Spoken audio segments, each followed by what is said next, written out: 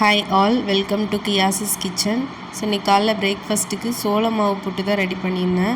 So இது வந்து எந்த மாதிரி பண்ணணுன்னா, கொஞ்சம் உப்பு, அதுக்கப்புறம் தண்ணி போட்டு இதை கொஞ்சம் நல்லா ஊற வச்சிடணும். ஸோ கொஞ்சம் ஊற வச்சுட்டு அதுக்கப்புறம் அதை உதுத்து போட்டுட்டு நம்ம வந்து நார்மலாக பொட்டுக்கொள்ளலாம் தேங்காய் போட்டு அவிச்சு எடுக்கணும். ஸோ இதுக்கு சைட் டிஷ்க்கு வந்து நான் வந்து பழம் அண்டு நாட்டு சக்கரை வச்சு சாப்பிட்டோம். ரொம்பவே சூப்பராக இருக்கும் இந்த பொட்டு. கண்டிப்பாக ஒரு நாள் ட்ரை பண்ணி பாருங்கள் இதை வாங்கி. அப்புறம் வந்து இன்றைக்கி ஆஃப்டர்நூன் வந்து எங்கள் வீட்டுக்கு வந்து எங்கள் ரிலேட்டிவ்ஸ்லாம் வராங்க.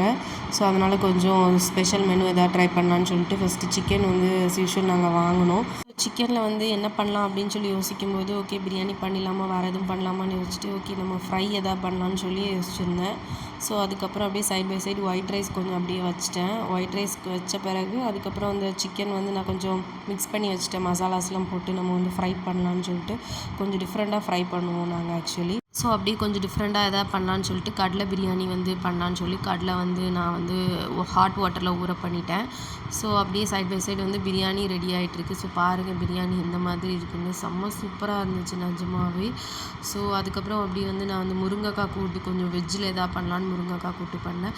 ஸோ இதுதான் நான் சொன்னேன் அந்த சிக்கன் ஃப்ரை. இது வந்து டீப் ஃப்ரை கிடையாது, மசாலா ஃப்ரை. கொஞ்சம் மசாலாவோட அந்த கிறிஸ்பினஸோடு ரொம்ப சூப்பராக இருக்கும். ஸோ அதனால் கண்டிப்பாக நான் ரெசிபி போடுறேன். ஸோ இதுதான் நாங்கள் வந்து சிக்கன் ஃப்ரைக்கு வந்து ரெடி பண்ணியிருந்தோம்.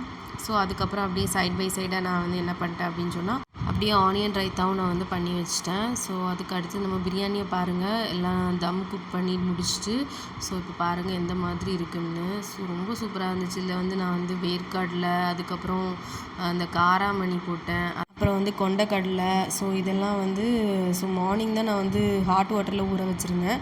ஸோ அதனால் நல்லா பண்ணிட்டோம். ஸோ சூப்பராகவே வந்துருந்துச்சு நல்லாவே. ஸோ நார்மலாக நம்ம பிரியாணி பண்ணுற மாதிரி தான், ஆனால் ரொம்ப டேஸ்ட்டு சூப்பராக இருந்துச்சு.